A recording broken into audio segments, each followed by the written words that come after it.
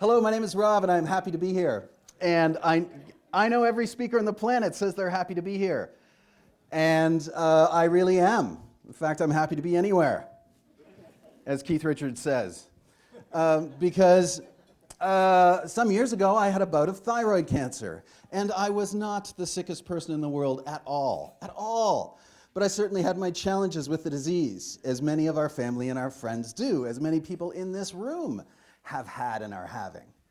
And I was very surprised to be sick, because at the time, I was a younger man. At the time, I felt immortal. I felt amazing. I felt phenomenal. And in fact, I felt a lot like this guy. I did. I felt like this guy. I felt terrific. I felt like a superhero. You know exactly what I mean. You're like, yeah, I remember that. That was fun. I did. I felt like a superhero and like nothing could go wrong.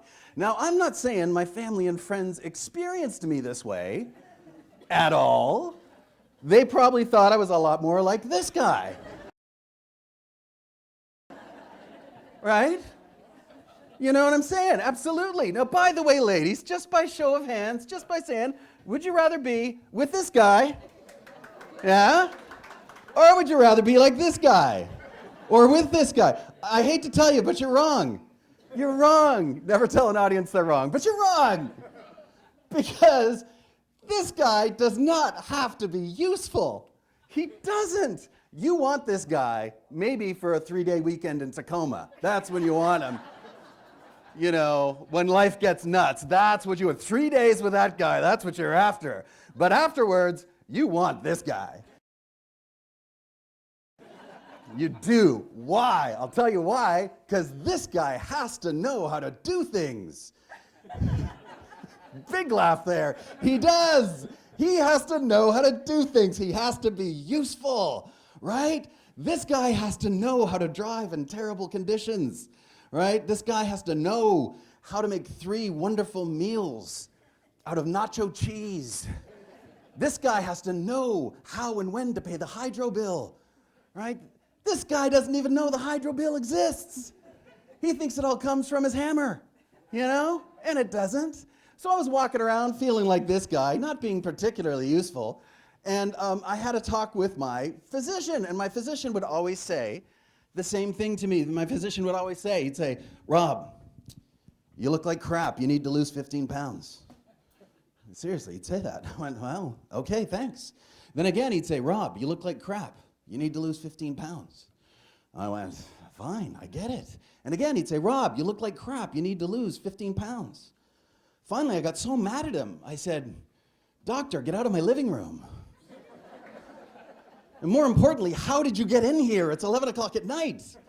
So I went to his office one day. I actually went there, and he said, Rob, you look like crap. You need to lose. And then he said, what the heck is that? I said, I don't know. And he goes, you got a lump, or you shouldn't have a lump. I said, really? He goes, yeah. I said, oh, well, that's a surprise. He goes, yeah, that's kind of strange. He says, Rob, I think you might have a problem with your thyroid. And I said,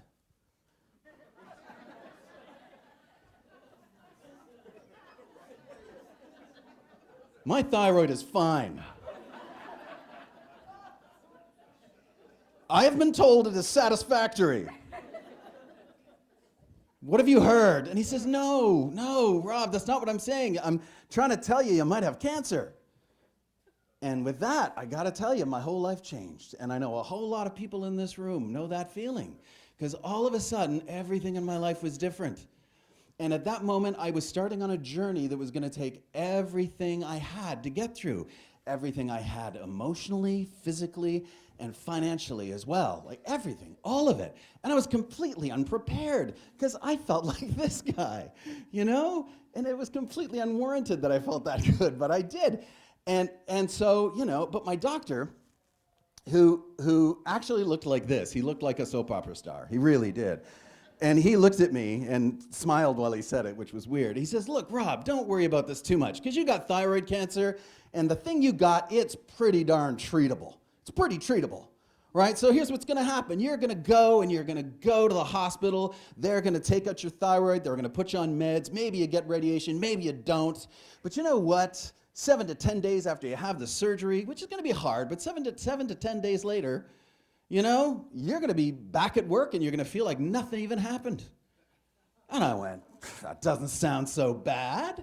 And then he goes, look, just treat it like it's a bad holiday. And I went, well, I can handle a bad holiday. I've been to Billings. I actually have been to Billings. It's a very nice town. I didn't know which one to use there. I was going to go, Billings, I don't know, Havre, if anybody's heard of Havre.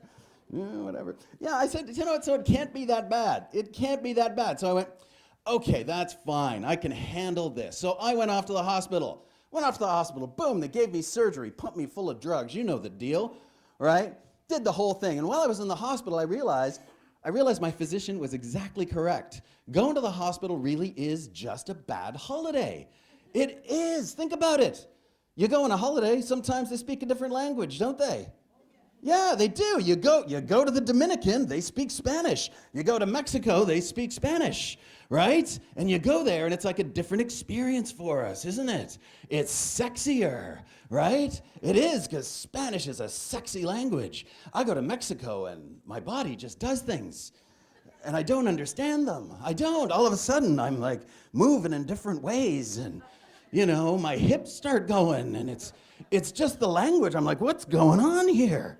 And if you're from my cultural background, we're not used to that. And in fact, in my family, our hips have not moved in 5 generations. I don't even know how I was born. I don't. Maybe it was artificial insemination. My poor family's at home going, we're a sexy family. I'm like, really? Are we a sexy family? I don't know. Yeah. So, where was I? Oh, different language, right? So it's a different language. And they have a different language when you go to the hospital as well. Completely different language, but they speak physician, right? I don't think anybody ever got seduced while they were speaking physician, did they? I mean, come on. Maybe. Oh, everybody went quiet. It's okay. Oh, we're going to joke about doctors, people, so it's all right. It's totally okay. Yeah, nobody ever got seduced while speaking physician, right? And also I realized, too, if you take it further, the hospital's just an all-inclusive. Anybody here been on an all-inclusive holiday? Yeah, of course you are. Yeah, of course you have. A lot of us have been. They're so much fun, right? But, you go for an all-inclusive, what do? They give you a little wristband, right? Make sure you get the really good free drinks, right? You go to the hospital, they give you the wristband. But, you get drugs, so there you go, right? Some of the drugs I thought were nice. Oh, that was an aw. I got an aw. That's so sweet. Aw, yeah. But there's actually 3 differences. There are 3 major differences between going to a hospital or going to a holiday all-inclusive and going to the hospital. The 3 differences are when you go, there's the hospital there. When you go to the hospital, the 3 differences are, when you go to the hospital, the food's lousy, there's no alcohol, and you're the only one naked. It's hard to have fun in that environment. It is. It's just difficult. So anyway, I did all that. I did that whole thing, and I wasn't in very long, you know what I mean. And they kicked me out after a while, do the whole thing. I go home to my apartment. At the time, I lived alone and by myself. And so I was there, and I thought that when you finish the hospital, and you may have been, I thought, I was crazy, that when you're done with the hospital, that the hard part was finished. Anybody else think that? Yeah, I was wrong.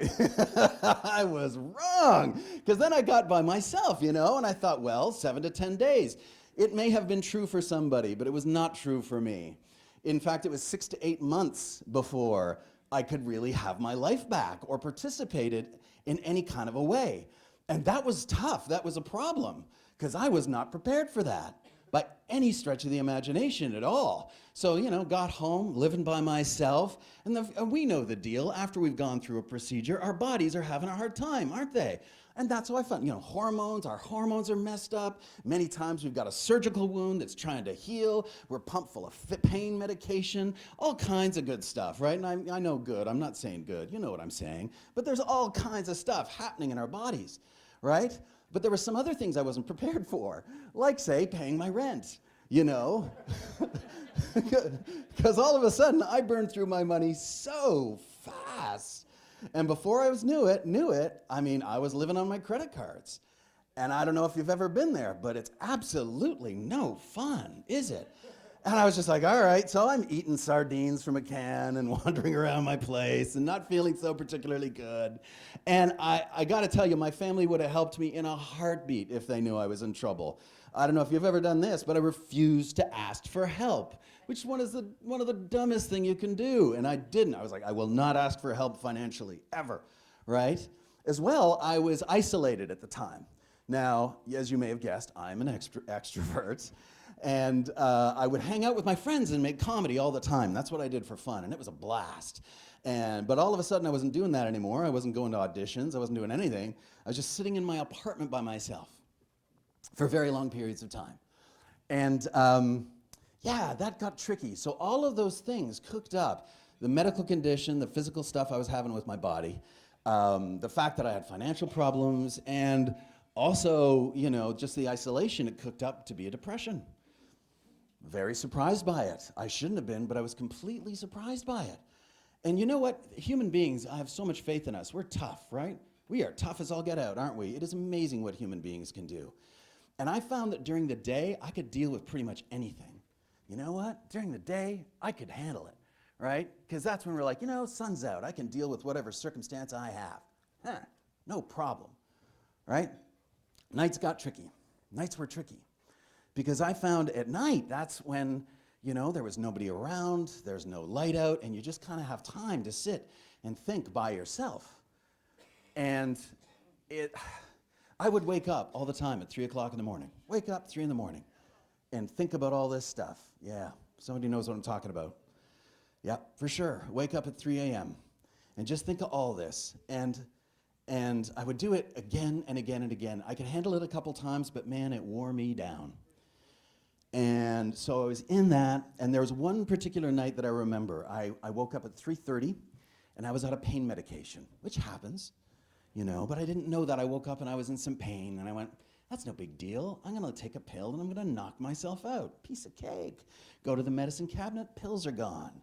And I felt stupid because I wasn't managing my meds right, and I was like, oh, I feel so dumb. Ugh. And I thought about that, and the pain got worse. Paced around my apartment, pain got worse.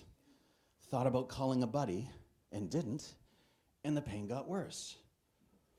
And there's something about 3:30 in the morning. I don't know if, at 3:30 in the morning, we're going through one of those, it can feel like we are the only people who've ever had that experience ever. Can it? It can feel like that. And that's certainly how I felt. In fact, the feeling I had at that moment was this one. And maybe some of you folks know this one. Well, all your circumstances just pile on you like crazy and you don't know what you're gonna do. And I sat there for a while, and this isn't a nice thought, but it was an old 1950s style apartment. It was pretty groovy, I liked it. And it was.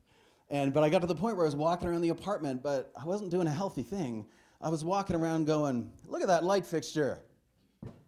I think that would hold my weight.